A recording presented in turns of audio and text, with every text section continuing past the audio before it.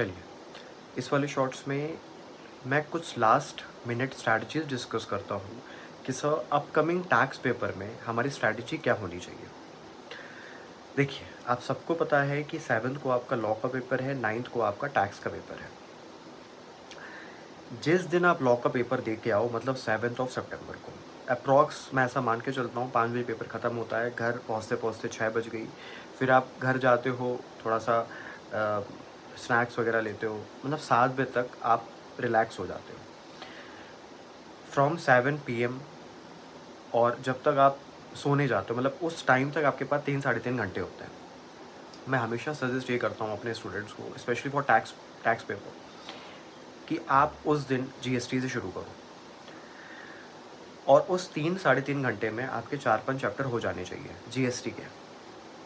Next day आप उठो, 8th of सितंबर को फ्रेश रहोगे आप, बड़े-बड़े चैप्टर शुरू करो डीटी के, जैसे हेड्स ऑफ इनकम है, डिडक्शन है, बड़े-बड़े चैप्टर शुरू करो। तो 50% ऑफ द डे, मतलब 8th ऑफ सितंबर का 50%, मतलब जैसे आप मान के चलो, अगर आप 14 आवर्स पढ़ रहे हो, 15 आवर्स पढ़ रहे हो, तो 7 to 8 आवर्स आपको डीटी के बड़े-बड़े चैप्टर ख़त्म करने हैं। रिमेनिंग जो 6 to 7 आवर्स बचेगा, उसमें आपको जीएसटी के जो रिमेनिंग चैप्टर्स हैं वो ख़त्म करने हैं। तो 8th ऑफ सितंबर को साइकोलॉजिकली आप बहुत रिलैक्स रहोगे कि बॉस मेरा जीएसटी हो गया, मेरा डीटी के बड़े-बड़े चैप्टर्स हो गए। 9th ऑफ सितंबर को आप उठो, जो डीटी के जो और भी चैप्टर्स जो बच रहे हैं स्मॉल मीडियम कैटेगरी के, वो उसको आप ख़त्म करो। एक एडवाइस मैं ये दूंगा, अगर टाइम परमिट करे आपको हाफ एन आवर के लिए भी, 45 मिनट्स के लिए भी, आप आरटीपी, एक आरटीपी मिनिमम देख के जाइएगा, अगर टाइम परमिट करे तो। ये मेरा सजेशन है। आरटीपी लास्ट मोमेंट में फंसता है। कुछ एडवाइस मैं आपको दूंगा, पॉजिटिव रहना है,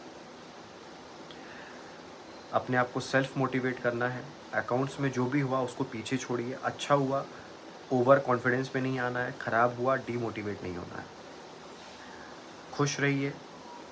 और जिस दिन पेपर हुआ करे उस दिन आप, मेरा एडवाइस है 11 बजे के बाद कुछ मत पढ़ा करो, क्योंकि आजकल पेपर वैसे नहीं आते हैं कि हाँ डायरेक्ट क्वेश्चंस आ गए, हमने लिख दिया, नंबर मिल गया। आजकल क्वेश्चंस पेपर ऐसे बन रहे हैं ना, जो डिमांड करते हैं आपका दिमाग, जिसमें आपका दिमाग लगेगा, जिसमें आपको शांत रहना पड़ेगा। जब आप शांत रहोगे मेंटली, तभी आप वहाँ दिमाग लगा पाओगे, एग्जीक्यूट कर पाओगे।